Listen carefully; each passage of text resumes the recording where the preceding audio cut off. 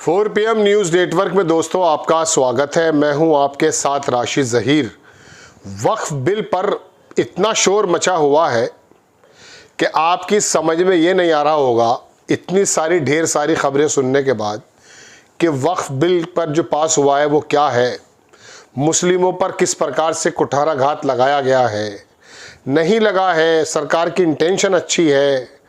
मुसलमानों से अगर पूछोगे कि वक्फ बोर्ड में जो अमेंडमेंट्स हुए हैं या बिल जो पास हुआ है इसमें आपको क्या नुकसान है, तो 80-90% लोग जानते ही नहीं है बेचारे। गैर मुस्लिम यानी कि नॉन मुस्लिम से अगर पूछोगे कि ये काम सही हुआ है, वो कहेंगे बिल्कुल मोदी जी ने सही काम किया है। चूँकि ये मुस्लिमों के खिलाफ है ऐसा बताया जा रहा है तो वो लोग खुश हैं। अब चूँकि ये बीजेपी ने किया है, मोदी अमित शाह ने किया है, तो मुस्लिम इसलिए खिलाफ है कि इन्होंने किया है। ना इसकी कोई मेरिट देख रहा है, ना इसकी कोई डिमेरिट देख रहा है, बस अपने अपने हिसाब से बात बताए जा रहे हैं। झूठ का परिंदा टेक्निकल धाराओं के बीच में आपको उलझाया जा रहा है, समझ में नहीं आ रहा है। मैं समझाने भी नहीं आया, माफ़ कीजिएगा, चूँकि मार्केट में खबरों की भरमार है। मैं तो बताने ये आया हूँ दोस्तों कि भारतीय जनता पार्टी के मुखपत्र, जब संबित पात्रा का नाम आता तो मुखपत्र याद आता है। इस प्रकार के लोग जब संसद के अंदर खुला झूठ बोलने लगे तो कम से कम उस झूठ को जो खोला गया है, उसकी जो पोल खुली है, वो आपको भी पता चल जाए। क्योंकि गोदी मीडिया में तो उथल पुथल हो रही है। एक रणबांकुरा उधर भाग रहा है नौकरी छोड़कर, किसी को करोड़ों की नौकरी दूरदर्शन में मिल रही है, तो इनका भी जो है मामला ऊपर नीचे हो रहा है। और वैसे भी एक रिपोर्ट में आपको बताने जा रहा हूँ कि अल्टरनेट मीडिया यानी कि डिजिटल मीडिया ने टीवी जगत को जो नुकसान पहुँचाया वो भी अभूतपूर्व है। खैर वो अलग खबर है। आप ये देखेंगे दोस्तों कि ये 3 तिरंगे हैं, मतलब 3 योद्धा हैं भारतीय जनता पार्टी के। इनकी तस्वीर आप देखेंगे, एक तो ये संबित पात्रा है, इसको तो कहने की ज़रूरत नहीं है कि ये एक ज़माने में भारत का बाप ही बता रहा था मोदी जी को, जब कन्हैया कुमार ने इसके कपड़े उतार दिए थे लगभग टीवी की डिबेट पे। दूसरा ये निशिकांत दुबे है, एयरपोर्ट के मामले में आपको याद होगा, खनन का मामला जब कभी आएगा तो इनका नाम याद आ जाएगा। और कभी कभी इतिहास की बातें करते हैं और झूठे साबित हो जाते हैं। तीसरे बड़े सभ्य और भले व्यक्ति लगते हैं किरण रिजिजू साहब, लेकिन अब चूंकि जिम्मेदारी इस तरह की दे दी है मोदी जी ने तो उसका निर्वहन करना पड़ता है। इन तीनों के झूठ किसी साहब ने पकड़ लिए, वो मैं आपको बताने जा रहा हूँ। खुलेआम झूठ बोल रहे थे संसद में। अगर चुनाव की चौपाल पे झूठ बोले तो वहाँ तो मोदी जी भी बोल जाते हैं बाज़ दफ़ा, और बाकी जो देश के बड़े बड़े नेता हैं, लेकिन संसद में तो झूठ मत बोलो, वहाँ तो आपके ऊपर सारे देश की निगाह होती है। भाई चुनाव की चौपाल पे तो आप जैसे लोग बैठे होते हैं, वाह वाह वाह मोदी जी, वाह मोदी जी करे चले जाते हैं। और मियाँ सुंडी आप वाह वाह किए जाइए, वाह वाह किए जाइए। याद होगा आपको कुछ बात मैंने इशारों में कही है। कोई साहब पुष्परंजन है, उन्होंने इसको, ये JNU के हैं, जर्मनी में एडिटर काम कर रहे हैं, DW, बड़े पढ़े लिखे आदमी है। देखिए साहब, ऐसी यार नहीं है, एशियन न्यूज़ के कोई है साहब ये। इन्होंने इनका कच्चा चिट्ठा फाड़ कर रख दिया। इन्होंने कहा चैनलों पर झूठ बोलते बोलते संसद में पहुंच गए थे ये परम झूठे। ये मेरे शब्द नहीं है, अब पुष्परंजन जी की बात बता रहा हूँ। 3 लबरों को मैंने संसद में चुना। लबरों को, अब पता नहीं, मैं इसके मायने नहीं जानता, स्क्रीन पर आपकी हैं ये। 3 लबरों को मैंने संसद में चुना। मैं अपने एडिटर से कहूँगा कि जो मैं पढ़ रहा हूँ उसे ज़रा अंडरलाइन करते रहें, ताकि वो पीले रंग की जब बैकग्राउंड आ जाएगी तो काले रंग का अक्षर निकल के आ जाएगा। 3 लबरों को मैंने संसद में सुना। एक लबरा जो पुरी से सांसद है, पहले ही हार गया था पुरी से ही, नाच नाच कर बोल रहा था लेबनान, तुर्की, इराक में वक्फ बोर्ड जैसा कुछ भी नहीं है। तुर्की का नाम थोड़ा बदल गया है, इस लबरे को ये भी बता देना चाहिए, तुर्की है ये इसका नाम। लेबनान, टर्की, इराक में वक्फ बोर्ड जैसा कुछ भी नहीं है। तुर्की में कह रहा हूँ, मैं महीनों रहा हूँ, ये पुष्परंजन जी कह रहे हैं कि टर्की में मैं महीनों रहा हूँ, बगदाद भी मेरा जाना हुआ है, लेबनान नहीं गया, मगर दोनों तीनों देशों में वक्फ है।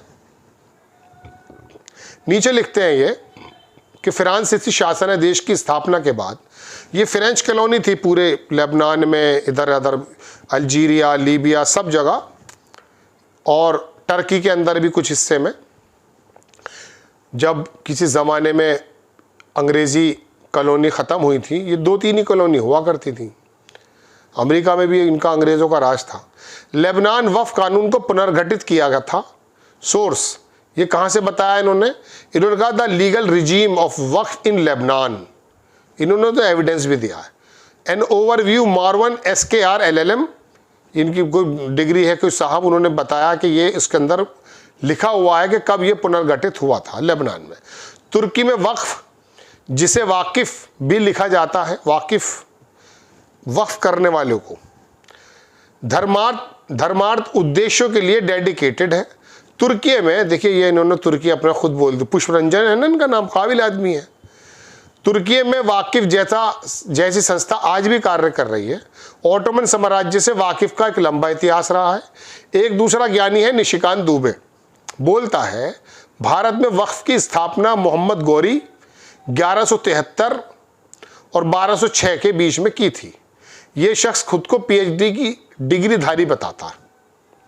इसे खुद वक्फ JPC की रिपोर्ट देखनी चाहिए थी, जिसके 10वें पेज पर यह लिखा है, वक्फ की JPC जगदम्बिका पाल की जो रिपोर्ट है उसके 10वें पेज पर लिखा है कि वक्फ की अवधारणा भारत में इस्लाम के आगमन और मुस्लिम शासन की स्थापना के साथ शुरू हुई है। ये बोल रहा है अभी हुई है।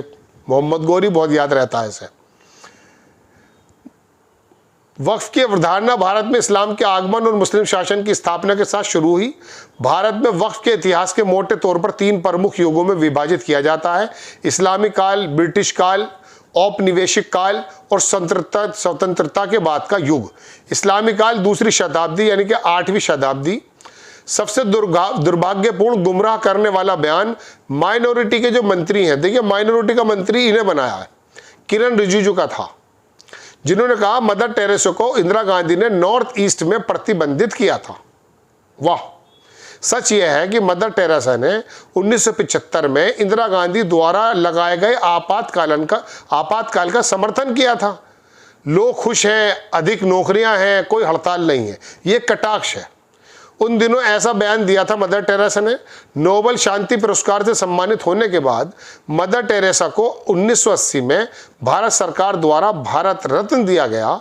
तब इंदिरा गांधी देश की प्रधानमंत्री थी। आलोचना करने वालों को भारत रत्न। दुर्भाग्य से ये लबाड़ झूठे इतने आत्मविश्वास से बोलते हैं कि आप पढ़े लिखों का विश्वास डगमगा जाए। संसद के रिकॉर्ड में इनका झूठ दर्ज हो चुका है, वो सच में बदल जाएगा। ओम बिरला साहब को इसको डिलीट कर देना चाहिए अगर झूठ है तो ये तीनों की तस्वीरें मैंने आपको दिखा दी हैं जनाबे वाला। संसद में झूठ बोल रहे हैं। वक्फ क्या है क्या नहीं है, 80 करोड़ लोग लाइन में लगे हुए हैं। मैं ज़मीनों की लड़ाई बताने लगूंगा आपको। चीन की जो जगह कब्जे में है वो मैं अगला एपिसोड बनाऊंगा। अखिलेश यादव छूते हुए गुजर गए, वो है इंपॉर्टेंट बात। ट्रंप ने जो 2 अप्रैल को रात में आकर के मारा है पूरी दुनिया में एक तबाचा, वो है खबर की बात।